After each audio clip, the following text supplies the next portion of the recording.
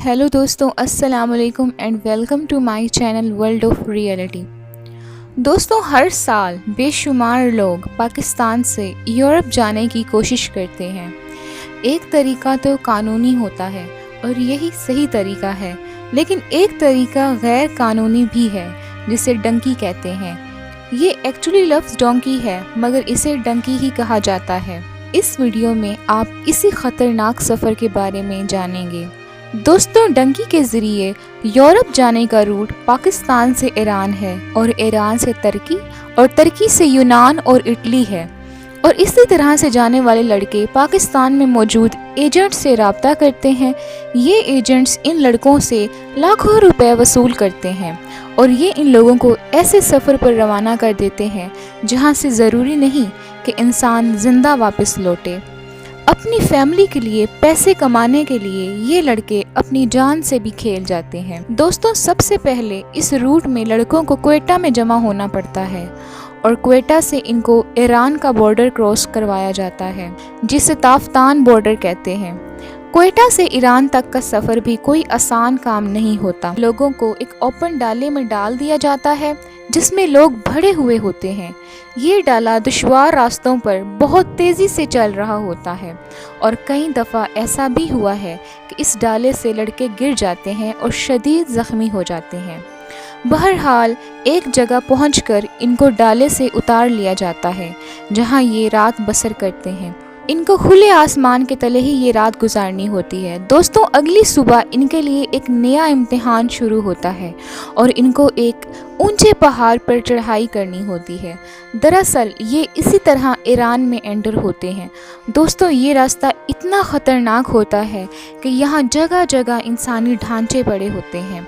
ये वो लोग होते हैं जो भूख और प्यास से मर जाते हैं और कई लोग ऐसे भी होते हैं जो पहाड़ से नीचे गहराई में गिर जाते हैं और कोई चाहकर भी इनकी मदद नहीं कर पाता। बहरहाल इन लड़कों को पहाड़ी की चोटी पर बैठा दिया जाता है। काफ़ी देर गुजर जाने के बाद जब इनको सिग्नल मिलता है तो ये लड़के पहाड़ से नीचे उतर जाते हैं। पहाड़ से उतरते हुए भी कई लड़के अपनी जान गंवा बैठते हैं। दोस्तों, पहाड़ से उतरकर ये लड़के ईरान में एंटर हो चुके होते हैं। एक तरफ ईरानियन फोर्स का डर और दूसरी तरफ शदीद भूख और प्यास और सफ़र की थकन। यहाँ से कभी इनको डाले में लोड कर दिया जाता है या इनको गाड़ी की डिग्गी में छुपा दिया जाता है, जहाँ एक डिग्गी में तीन लड़के मौजूद होते हैं। लड़कों का सांस लेना भी मुश्किल होता है और कई लड़के इधर बेहोश भी हो जाते हैं। बहरहाल ये लोग ईरान की एक जगह पहुंचते हैं और वहां से 4 से 5 घंटे इन लोगों को पैदल सफ़र करना होता है। दोस्तों, यहाँ से ये कई गाड़ियाँ तब्दील करके ईरान के शहर तेहरान पहुंच जाते हैं और वहां से इनको तुर्की का बॉर्डर क्रॉस करवाया जाता है।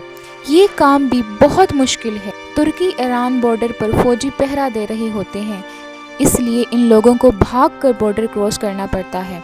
जो पीछे रह जाएं उनको पकड़ लिया जाता है। खैर, यहाँ से इनको एक वैन में बिठाकर तुर्की के एक शहर में ले जाया जाता है। ये सफ़र 12 घंटे का होता है। इसके बाद इनकी तस्वीरें ली जाती हैं और इनके एजेंट्स को भेज दी जाती हैं कि ये लोग यहाँ पहुँच गए हैं। दोस्तों, यहाँ से ये ऊंचे पहाड़ क्रॉस करके एक समुंदर के किनारे पहुँच जाते हैं।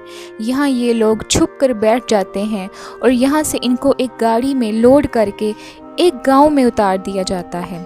इस गांव से इन लोगों को फिर से 5-6 घंटे पैदल चलना पड़ता है। दोस्तों, क्योंकि ये लोग गैर कानूनी तरीके से तुर्की में मौजूद होते हैं, इसलिए इनको पकड़े जाने का खतरा हर वक्त होता है।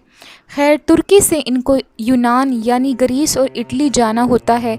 ये सफ़र समुंदर से भी किया जा सकता है और ज़मीनी रास्ते से भी, मगर ज़मीनी रास्ते से ये सफ़र करना बहुत मुश्किल हो जाता है। यहाँ तुर्की फोर्स बेहद एक्टिव होती हैं, मगर दूसरी तरफ समुद्री रास्ता बेहद ख़तरनाक हो सकता है। यहाँ ऐसे कई वाक़यात सामने आए हैं جہاں سمندر میں کشتیاں ڈوب چکی۔ ان لوگوں کو چھوٹی چھوٹی کشتیوں پر سفر کرنا پڑتا ہے جس میں سمندر کی تیز لہریں یا طوفان کسی وقت بھی خطرناک ثابت ہو سکتی ہیں۔